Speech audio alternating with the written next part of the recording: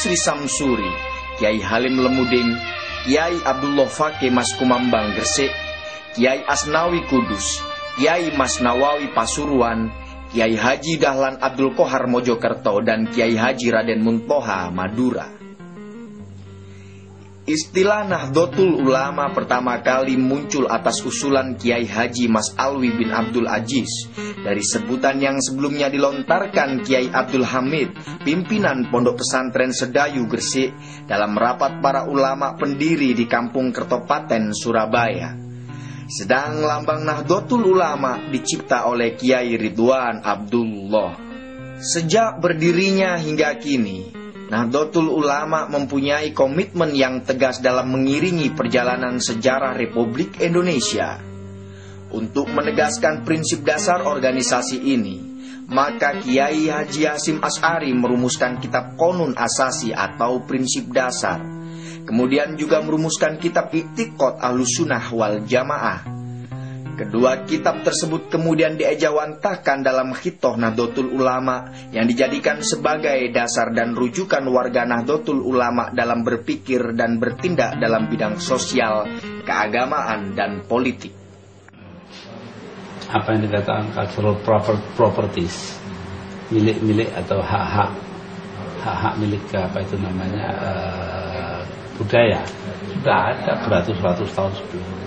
Jadi jangan dilihat NU pada waktu berdirinya saja, atau Muhammadiyah waktu berdirinya, tapi ternyata itu ada budaya yang sudah ratusan tahun baru belakangan diinstitusikan, dilembagakan. Jadi ada perbedaan antara budaya dan institusi. Nah, NU itu adalah pelembagaan dari aspirasi yang sudah ada. Yaitu ketika, dan ini sudah lama keinginan mengadakan pelembagaan. Tahun 13 ketika ada SI, itu Kiai Wahab bersama beberapa orang kiai lain itu belajar di Mekah, mendirikan SI cabang Mekah. Tapi kemudian pecah perang dunia ke-1 kan, tahun 1914. Nah akhirnya ya sudah, ketika Kiai Wahab pulang, Bisu sudah pulang duluan. Nah, dia pulang, akhirnya dia mendirikan Nahdlatul Tujar, kebangkitan para pedagang. Itu ada aktenya itu. Kemudian dari situ lalu beliau pindah ke Surabaya menjadi klub Taswirul Afkar, konseptualisasi pemikiran. Nah, dari sana berdiri menjadi apa itu namanya Madrasah Nahdlatul Wathon.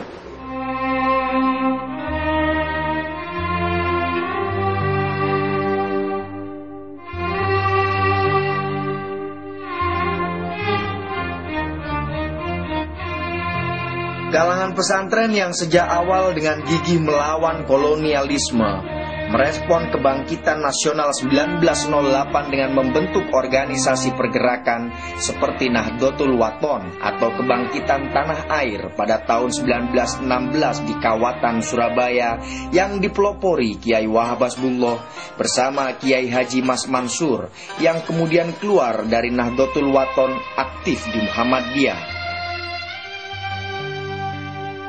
Pada tahun 1918 didirikan Taswirul Afkar di kawasan Kebon Dalem, Surabaya sebagai wahana pendidikan sosial politik dan keagamaan kaum santri.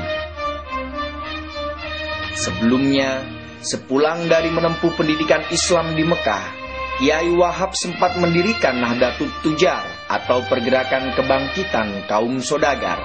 Serikat ini dijadikan basis untuk memperbaiki perekonomian rakyat. Nahdlatul Wathon kan bangkitnya pribumi, bangkitnya penduduk atau bangkitnya orang-orang tanah air.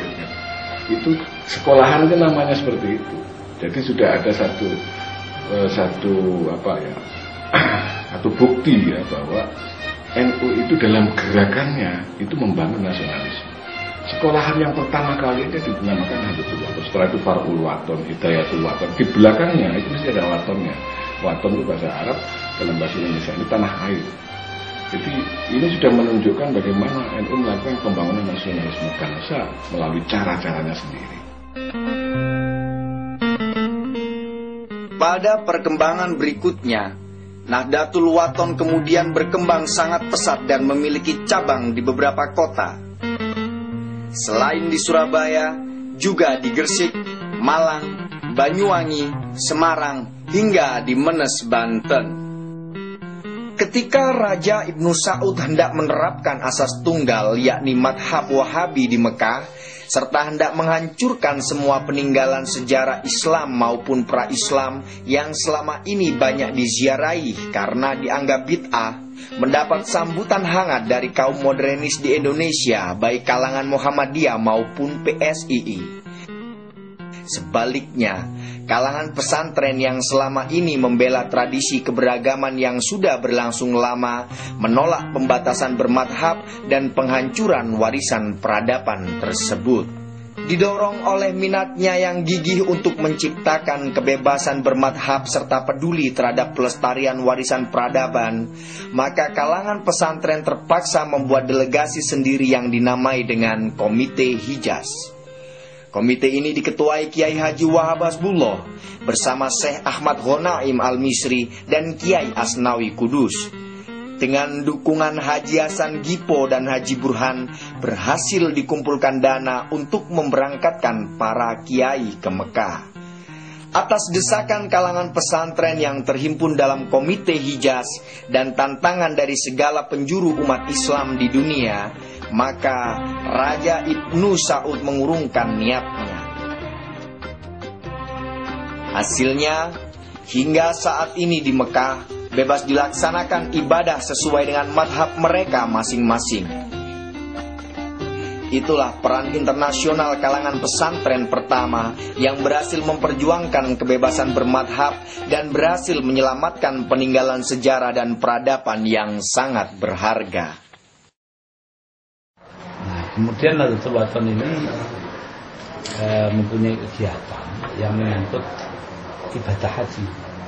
Karena Saudi Arabia lahir tahun 24, nah mereka bermadhab Hambali, maka kiai-kiai di sini itu kumpul lalu minta kepada Raja Saudi supaya diperkenankan ibadah haji menurut cara masing-masing Komite Hijaz. Berangkat dari Komite Hijaz dan berbagai organisasi yang bersifat embrional dan ad hoc, maka setelah itu dirasa perlu untuk membentuk organisasi yang lebih sistematis untuk mengantisipasi perkembangan zaman.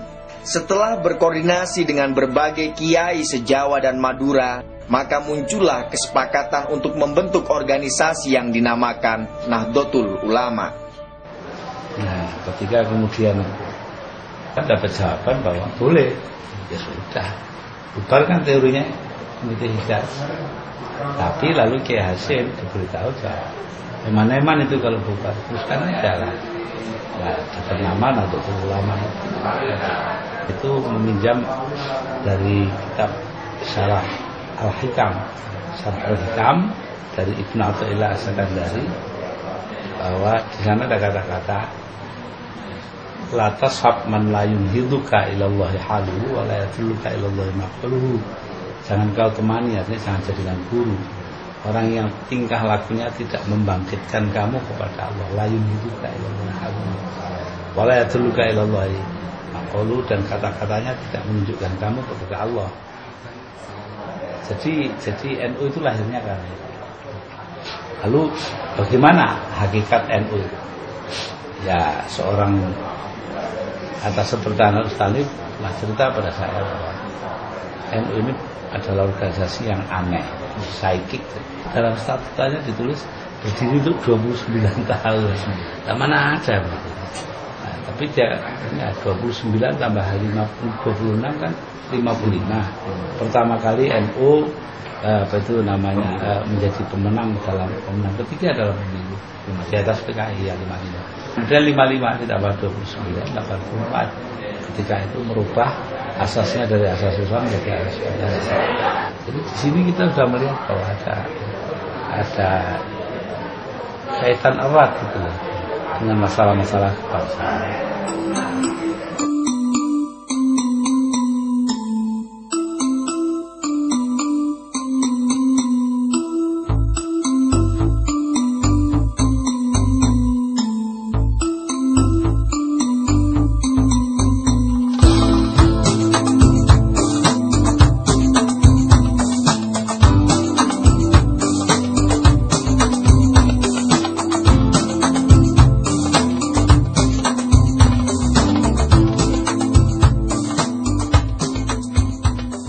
Atas sebuah kaidah yang menjadi pijakan warga Nahdlatul Ulama memelihara nilai-nilai lama yang baik dan menerima nilai-nilai baru yang lebih baik, maka Museum Nahdlatul Ulama didirikan.